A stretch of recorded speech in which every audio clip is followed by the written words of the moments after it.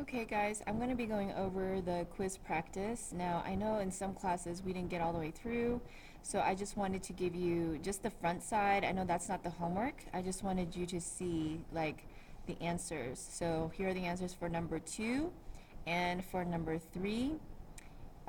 When you graph these, yeah, so it turns out that number 2 has a solution of 3 comma 4, which is one solution, and then number 3 has no solution because these lines end up being parallel. But I will go ahead and go over the back side, where it basically has you practicing all 3 methods of solving a system. So remember, with elimination, the ideal time to use elimination is when the x's and y's are lined up and the equals and the numbers, the constants, are lined up. And you look for variables that will eliminate.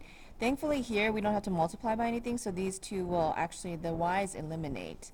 Okay, so then we can go ahead and add, okay, these. So this is a 2x minus a 1x, which is just a positive 1x, or you can leave the x invisible, or the 1 invisible. Then negative 12 plus 18 is a positive 6, so x equals 6.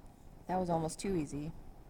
Now we got to substitute this x, the 6 in for x in one of these equations. So it's up to you. Both of these look like it's going to take about equal amount of work. So I'm just going to choose the second one, or the first one. So the 6 is going to go right here. So I'm going to rewrite 2, and then times the 6 goes in, plus 3y equals negative 12. And then you multiply 2 times 6, 12, plus 3y equals negative 12. And then you circle and box, and this subtracts. Now because this is a positive and then a negative of the same number, they eliminate. And then here, a negative and a negative, same signs add and keep, so if you added these, it would come out to be negative 24. Then you divide both sides by 3, and y equals negative 8. So our final answer is going to be 6 comma negative 8, which is one solution. Okay? Number 2, substitution method. So when it's substitution method, you're looking for an isolated variable. So once again, I would strongly suggest you guys look back at your work, look back at notes. We have plenty of notes on practice that we've done, especially with substitution lately.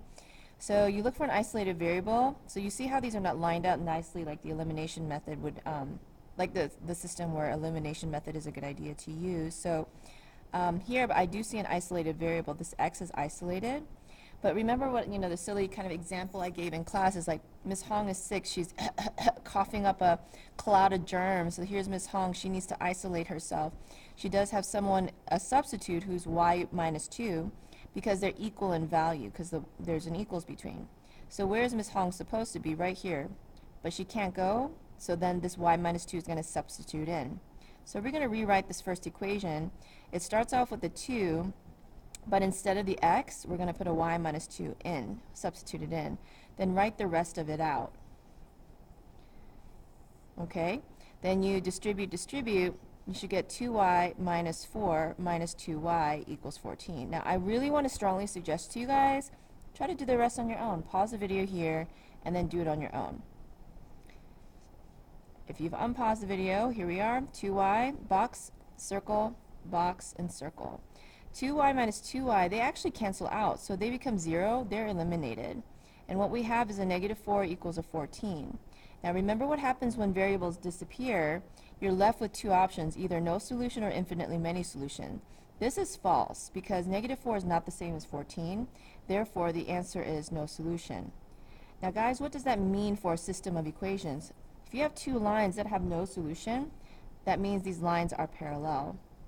Okay? The lines are parallel. Number 3. So this one we have to solve by graphing. So we're going to need to go ahead and graph these. I'm going to call this equation 1, equation 2. This one is already in slope-intercept form, y equals mx plus b. Okay, so I'm going to start with this one, which is 0 comma negative 4, and plot that point, and this is a slope of 2 over 1.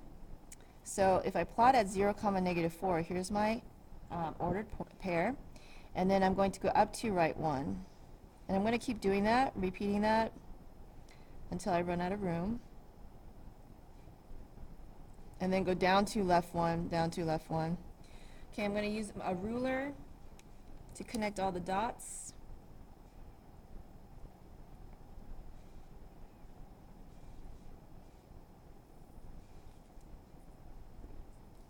Okay, and then we're going to graph the other line. So this one here is not in slope-intercept form. So I'm going to remind myself what slope-intercept looks like. There it is. And remember, if it helps you, the y gets a cloud, mx gets a, and this cloud is different than what we were doing here. It's just a way to kind of give shapes to the slope-intercept form. Circle here. And then I'm going to rewrite this equation, 6x minus 3y equals 12. Draw the shapes. And then the y's are lined up, the clouds are lined up, but the box is on the wrong side, so I'm going to subtract 6x. Not the wrong side, but not the side that we want. So I'm going to rewrite this negative 3y. This is a box, remember, because it has an x in it. Remember, you can't combine unlike terms.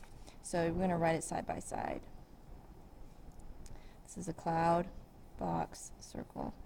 Then we divide by negative 3 because we don't want that negative 3 to stay there next to the y.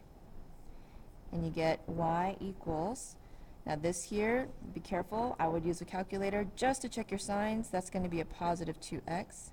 And this is a positive 12 minus, or divided by negative 3 is a negative 4. So if we go over here, this is ready to graph. And this is 0 comma negative 4. So we start there. And then we go up to, hey, it's the same line. This one has infinite solutions.